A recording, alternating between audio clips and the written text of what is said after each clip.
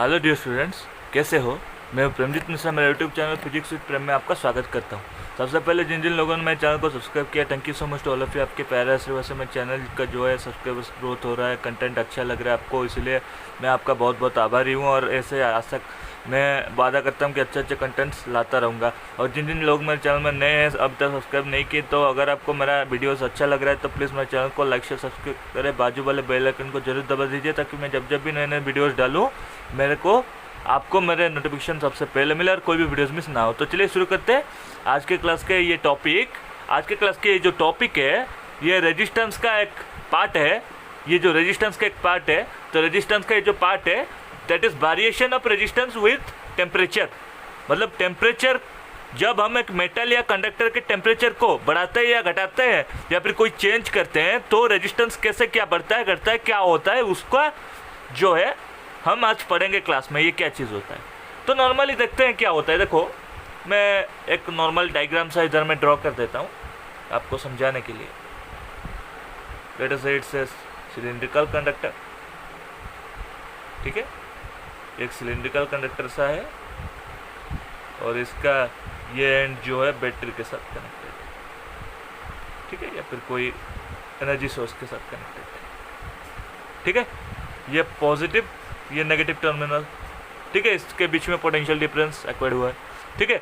और ये साइड में पॉजिटिव टर्मिनल होगा, ये साइड में नेगेटिव टर्मिनल होगा। इलेक्ट्रॉन्स इसके सब में बीच में, इसके बीच में कंडक्टर में फ्री इलेक्ट्रॉन्स थे और वो सब लेकिन रैंडम मोशन हो रहा था। अभी वो जो क्या है, एक जगह में मोशन होंगे, एक डायरेक्शन में मोशन होंगे, ठीक है। ये एक डायरेक्शन में मोशन करेंगे इलेक्ट्रॉन, ठीक है। इतना सा चीज़ है। अभी देखो, ये इनिशियल फेज है, मैं फाइनल फेज बताऊंगा क्या है। देखो, मैं पढ़ देता हूँ क्या क्या चीज़ है। With increase in temperature, kinetic energy of free electrons in the conductor get increase, that is the collision between the electron also increase, due to which relaxation time get reduce. देखो मेरा ये क्या कहना है, मैं बता रहा हूँ। देखो क्या चीज़, देखो भाई, जब इनिशियल कंडीशन में है, जब हम इसको हीट नहीं देते हैं, ये नॉर्मल है, ये बस सोर्स से लग के ये नॉर्मल है चीज़। तो जब नॉर्मल है, इसमें जो है, मैं देखो रिलैक्सेशन टाइम को टी या टाउ कुछ भी ले सकते हैं, इसमें कोई दौरा नहीं, बस नॉर्मल जानने के लिए। देखो, जब इनिशियल फेज में इसका जो रेजिस्टेंस है, दैट लेट अस से आर नॉट, और टाइम ये जो है लेट अस से, सॉरी टेम्परेचर जो है लेट अस से टी नॉट, ओके। इसका टेम्परेचर जो है लेट अस से टी नॉट, ठीक है। और जब फाइनल रेंज में हम पहुंचेंगे तो उसका लेट अस से जो रेजिस्टेंस होगा आर एफ और टेम्परेचर जो होगा टी एफ, लेट अस से, ठीक है। अभी देखो, इनिशियल फेज में हम क्या है, जब हम इसको हीट नहीं देते, इसका जो है रेजिस्टेंस आर नॉट है और टेम्परेचर जो है टी नॉट है। जब हम इसको हीट देंगे तो फाइनल इसका रेजिस्टेंस जो है आर एफ होगा और टेम्परेचर जो है टी एफ होगा। हमको एक रिलेशन बताया था, मैं बता रहा था, जब हम जो है रेजिस्टेंस का संपर्क निर्णय कर रहे थे किसके साथ, ड्रिफ्ट वेलोसिटी के कंपैरिजन में, तो हमको ये फॉर्मूला मिला था, m into L upon N square tau into A, ठीक है। ये m बाई दिस को, ये फैक्टर को हम रेजिस्टिविटी रो के सिंबल पे ये फैक्टर को हम कंपेयर कर रहे थे, जो कि हम अगले क्लास में पढ़ेंगे, मैं बताऊंगा आपको। अभी देखो, जैसे हम इसको हीट कर रहे हैं, ये कंडक्टर को जैसे हम हीट कर रहे हैं, इसमें जो है काइनेटिक एनर्जी और बढ़ रहा है, और बढ़ रहा है काइनेटिक एनर्जी। जैसे काइनेटिक एनर्जी बढ़ेगा ना, ये जो है, ये इलेक्ट्रॉन के बीच में जो है कॉलिजन और बढ़ जाएगा। ये जो इसके बीच में ये जो है ना, कॉलिजन और बढ़ जाएगा। कॉलिजन और बढ़ जाएगा मतलब इसको रिलैक्स करने के लिए टाइम नहीं मिलेगा। टाइम जो है बहुत, रिलैक्सेशन टाइम है जो है बहुत कम हो जाएगा। मतलब इलेक्ट्रॉन के, देखो रिलैक्सेशन टाइम मतलब क्या है, रिलैक्सेशन टाइम मतलब एक इलेक्ट्रॉन कितना समय रेस्ट होता है। रेस्ट नहीं होगा, ये तो मूव करना शुरू कर देगा। इसलिए क्या, मतलब बहुत फास्ट मूव होगा, बहुत फास्ट मूव होगा। इतना फास्ट आप मतलब इमेजिन भी नहीं कर सकते। और इसमें जो कॉलिजन बढ़ रहा है, ठीक है, तो इसके लिए जो इसका रिलैक्सेशन टाइम जो है वो बहुत कम हो जाएगा, वो कम हो जाएगा, ठीक है, वो कम हो गया। तो अभी देखो, ये फॉर्मूला से आपको क्या पता चल रहा है, resistance is inversely proportional to relaxation time. तो रिलैक्सेशन टाइम कम होगा मतलब रेजिस्टेंस बढ़ जाएगा, ठीक है, रेजिस्टेंस बढ़ जाएगा। मैं वही लिखा ना, collision between the electrons increased, then resistance is also increased, due to which the relaxation time get reduced, okay. यही फॉर्मूला है रेजिस्टेंस और ये जो अपना क्या बोलते हैं रिलैक्सेशन टाइम के बीच में यही संबंध है कि भाई resistance is inversely proportional to relaxation time. ठीक है, तो रिलैक्सेशन टाइम कम हो रहा है मतलब रेजिस्टेंस बढ़ रहा है जब हम हीट दे रहे हैं। ठीक है, तो मैं ये बताना चाहता हूँ फाइनली कि भाई change in resistance of a conductor depends on the two factors, that is initial resistance R not and rise in temperature T delta T. Okay, delta T का मतलब है T F minus T naught. Okay, final temperature जितना होगा minus initial temperature जितना था। ठीक है, अभी ये दोनों को हम मैथमेटिकली लिख सकते हैं कि भाई डेल्टा आर जो है चेंज इन रेजिस्टेंस जो है इसको डेल्टा आर ले सकते हैं। तो delta R equal to R F minus R naught भी आप लिख सकते हो इधर में। डेल्टा आर मैं नॉर्मली लिखा रहा हूँ आपको। ठीक है, R F minus R naught भी आप इसको लिख सकते हो डेल्टा आर को। ओके, अभी देखो delta R is directly proportional to R naught, also delta R is directly proportional to delta T. ठीक है, where R naught is the initial resistance of the conductor and delta T is the temperature difference or rise in temperature between rise in temperature। okay, अभी देखो combining both क्या होगा, delta R will be directly proportional to R naught into delta T। Okay, ये हो जाएगा। अब इसका proportionality symbol हटा देंगे तो हमको कांस्टेंट मल्टीप्लाई करना पड़ेगा। तो let us say delta R equal to alpha into R not into delta T. Okay, now alpha equal to finally alpha equal to delta r upon r naught into delta t। finally alpha equal to delta r upon r naught into delta t, where alpha is called the temperature coefficient of resistance। okay, where alpha is called the temperature coefficient of resistance। okay, that is the final expression of alpha, that is temperature coefficient of resistance of a conductor।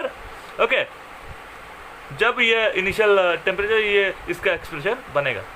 ठीक है, अभी इसको हम ये भी लिख सकते हैं, मैं बताया था इसको इस फॉर्म में भी लिख सकते हो। तो finally alpha becomes delta R को R final resistance minus initial resistance divided by R not into delta T को final temperature minus initial temperature. Okay, इसको आप ऐसे भी लिख सकते हो।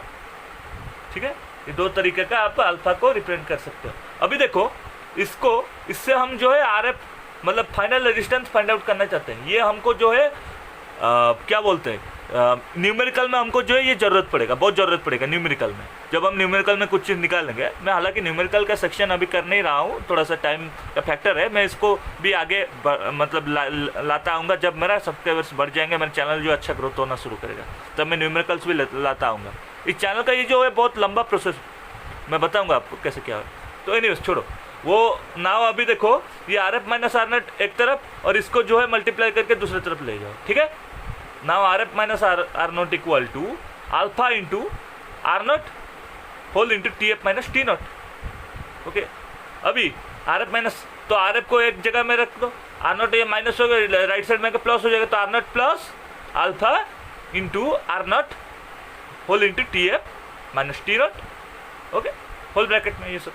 अच्छा, अभी ये देखो आर नॉट एक दूसरे से कॉमन आ जाएगा, दोनों सेम है मतलब कॉमन ले सकते हैं। तो R F equal to R not into 1 plus alpha into T F minus T naught. Okay, ये भी जो फाइनल रेजिस्टेंस का ये भी एक ये है, मतलब कहना क्या चाहते हैं, जब टेम्परेचर बढ़ गया, ठीक है, जब टेम्परेचर बढ़ गया तो फाइनल रेजिस्टेंस क्या हुआ, तो जब टेम्परेचर बढ़ गया तो फाइनल रेजिस्टेंस का वैल्यू ये मेरे को मिला, R F equal to R not into 1 plus alpha into T F minus T. और आपको चाहो तो ऐसे भी लिख सकते हो कि R F equal to R not into 1 plus alpha delta, ऐसे भी लिख सकते हो, कोई दिक्कत नहीं, जैसे आपको जो सही समझो आप लिख सकते हो, है ना। अभी देखो इसको हम, अच्छा ये अल्फा को हम कैसे डिफाइन करें, तो देखो ये formula delta R by R not into delta T कैसे डिफाइन करें, देखो मैं बता रहा हूँ। The temperature coefficient of resistance alpha is defined as the change in resistance. देखो ये the change in resistance, delta R change in resistance है, so the change in resistance of the conductor per unit resistance. देखो per unit resistance मतलब ये R not unit resistance per degree centigrade rise in temperature. देखो delta T जो है rise in temperature, इसको बोलते हैं degree centigrade rise in temperature. तो क्या हुआ finally, the temperature coefficient of resistance is defined as the change in resistance of the conductor per unit resistance per degree centigrade rise in temperature. ये आप लिखोगे तो आपको जो है एग्जाम में फुल मार्क मिलेगा। एक मार्क का क्वेश्चन है तो 1 मार्क मिलेगा। तो अभी now it's SI unit is degree centigrade inverse और पर degree Celsius, degree Celsius inverse और पर डिग्री सेल्सियस, और इसको ऐसा भी लिखा जा सकता है केल्विन इनवर्स भी लिख सकते हैं, पर केल्विन भी लिख सकते हैं। ठीक है, मतलब जो जगह में यूज होगा जिसको जो ये लिखेंगे, लेकिन आपको जो है फाइनल ये चीज़ ये मिलना कि भाई इट्स ऐसा unit is degree centigrade inverse और पर डिग्री सेल्सियस। ओके ओके, अभी देखो इसमें और एक बहुत इंपॉर्टेंट चीज़ है इसमें कि ये जो है मतलब राइजिंग टेम्परेचर जो है वो कंडक्टर, सेमीकंडक्टर, इंसुलेटर, ये सब केस में क्या क्या इम्पैक्ट पड़ेगा। ठीक है, अगर आप टेम्परेचर राइज करते हैं तो कंडक्टर में क्या इम्पैक्ट पड़ेगा, चलिए देखते हैं। जब टेम्परेचर राइज करते हैं ना तो फॉर कंडक्टर और mostly metals and alloys, conductor में मेटल्स एंड अलॉयज ये भी लिया जा सकता है। ठीक है, हमको पता है metals are good conductors, alloys are also good conductors. ठीक है, तो फॉर कंडक्टर्स मेटल और alloys alpha is positive, that is the resistance increases with the increase in temperature. देखो इधर इसके केस में अगर मान लो अल्फा पॉजिटिव होगा तो क्या होगा, ये सब टर्म पॉजिटिव हो जाएगा तो फाइनल रेजिस्टेंस जो है इंक्रीज हो जाएगा। ठीक है, तो इसको लिखा जा सकता है कि भाई for conductors alpha is positive, that is there final resistance increases with the increase in temperature. Okay, now अभी देखो इफेक्ट ऑन इंसुलेटर और एंड सेमीकंडक्टर्स। देखो for insulator and semiconductors alpha is negative, that is the resistance increases with increase in temperature. ठीक है, अभी देखो ये alpha जैसे नेगेटिव हुआ ना, ये अल्फा जैसे नेगेटिव हुआ तो ये अल्फा जैसे नेगेटिव हुआ, अल्फा नेगेटिव होने से क्या होता है, ये टर्म पूरा नेगेटिव हो जाएगा। अभी 1 माइनस समथिंग है तो 0 पॉइंट समथिंग आ जाएगा, तो ये मतलब नेग्लिजिबल रेजिस्टेंस, और क्या बोल सकते हैं मतलब रेजिस्टेंस जो है डिक्रीज होगी। ठीक है, टेम्परेचर जितना बढ़ा इसमें जो है रेजिस्टेंस डिक्रीज हो गया। पहले वाले केस से ये रेजिस्टेंस जो है आपको डिक्रीज मिलेगा। ठीक है, अभी तीसरा चीज बताना चाहता हूँ कि भाई जब टेम्परेचर इंक्रीज करेगा तो थर्मिस्टर से क्या इफेक्ट होगा। देखो थर्मिस्टर क्या होता है, थर्मिस्टर जो है ना वो एक कुछ मेटल या कुछ इसका बना हुआ होगा। ठीक है, वायर का बना हुआ होगा जो कि ना हीट को सेंस करता है, कितना हीट इसमें मतलब कितना हीट ये एक्वायर किया, ये हीट को जो ये सेंस करता है, इसको बोलते हैं थर्मिस्टर। तो there are thermistor are the materials, these are the materials, okay, these are the materials which are heat sensitive और व्हिच सेंसेस द हीट। ठीक है, मतलब देखो एक एग्जांपल के तौर पे बता रहा हूँ, जैसे हमारे घर में जो है मान लो कोई हीटर में जो है, ठीक है, निक्रोम वायर यूज होता है तो ये जो हीट को सेंस करता है, या फिर हमारे गीजर में जो है वायर यूज होता है, ये हीट को देखता है। ठीक है, गीजर में जो है हमारा थर्मिस्टर से लगता है ना भाई, जो हीट को सेंस करता है, कितना हीट हुआ इसको भी देखता है। ठीक है, निक्रोम वायर गीजर में ये जो यूज होता है, ये सब वायर इसको भी ले जा सकते हैं। ठीक है, तो there resistance increases rapidly with increase in temperature. देखो नॉर्मली कि भाई हीट सेंस करता है, मैं बता रहा हूँ आपको, हीट सेंस करता है, इसका हीट का भी फॉर्मूला है H=I²RT, आपको पता होगा, नहीं पता है तो आगे पढ़ेंगे। हालांकि आपको 10th क्लास में आप पढ़े होंगे, नॉर्मली नहीं पता है तो भी आगे पढ़ेंगे, और एक चीज़ है आगे और एक चैप्टर में हम पढ़ेंगे। अभी देखो इस केस में H is directly proportional to R, ये भी बोल सकते हैं, क्या दिक्कत है, H is directly proportional to R है, मतलब हीट जितना होगा रेजिस्टेंस उतना बढ़ेगा भाई। ठीक है, तो मतलब इंक्रीज इन टेम्परेचर, ये क्या बोलते हैं, देयर रेजिस्टेंस रैपिडली इंक्रीजेस, बहुत जल्दी बढ़ेगा। ठीक है, ये चीज़ से ये पता चलता है भाई H=I²RT, H is directly proportional to R, ये भी बोल सकते हैं, क्या दिक्कत है। ठीक है, तो इफेक्ट ऑन थर्मिस्टर सबको पता चल गया। अभी इफेक्ट ऑन सुपर कंडक्टर्स, देखो भाई सुपर कंडक्टर्स क्या होते हैं, super conductors are those conductors which are having zero resistance और एनी नेग्लिजिबल रेजिस्टेंस, मतलब आइदर उसका रेजिस्टेंस जीरो होना चाहिए या तो कुछ नेग्लिजिबल रेजिस्टेंस 0.000 समथिंग ओम, या फिर कुछ भी हो, या फिर जीरो हो। मतलब देखा जाए तो जीरो मतलब रेजिस्टेंस शायद एग्जिस्ट नहीं करेगा, या फिर नेग्लिजिबल रेजिस्टेंस हो सकता है, कोई दिक्कत नहीं। तो इसको बोला जा सकता है सुपर कंडक्टर। देखो normally no metal is a super conductor, no metal is a super conductor, but mercury up very low temperature tend to behave as a super conductor. ठीक है, मर्क्यूरी जो कि थर्मामीटर में यूज होता है, normally thermometer में use होता है, इसको आप जो है ना बेयर हैंड में टच नहीं कर सकते, you can not touch.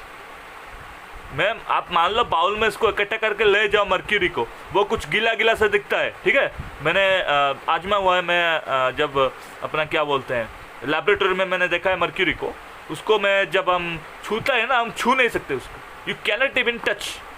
Okay, mercury एक ऐसा चीज़ है जो लो टेम्परेचर में जो है ना सुपर कंडक्टर की तरह बिहेव करता है, जिसका रेजिस्टेंस जो है 0 के बराबर है, या फिर 0 हो सकता है। 0 के बराबर मतलब बहुत नेग्लिजिबल है, 0 के बहुत आसपास है। ठीक है, तो फाइनली आज की क्लास में बस इतना ही। आज के क्लास में हम अगर आज की क्लास को समराइज करें तो हम ये पाएंगे कि भाई इफेक्ट ऑफ रेजिस्टेंस और variation of resistance with temperature ये क्या है। अभी इफेक्ट ऑफ रेजिस्टेंस और effect of temperature with conductor, semiconductor, insulator, thermistors और सुपर कंडक्टर्स में क्या क्या हुआ आज के क्लास में हमने जाना। तो फाइनली आशा करता हूँ आज की क्लास आपको अच्छा लगा होगा। तो अगर क्लास अच्छा लगा तो वीडियोस को प्लीज़ लाइक शेयर सब्सक्राइब करें, बाजू वाले बेल आइकन को जरूर दबा दीजिए। मैं जब भी नए नए वीडियोस डालूँ मेरा नोटिफिकेशन आपको सबसे पहले मिले और कोई भी वीडियोस मिस ना हो। तो चलिए मिलते हैं अगले क्लास में एक नया कंटेंट के साथ, नया टॉपिक के साथ। ठीक है, तब तक के लिए bye, thank you, have a nice day, thank you so much.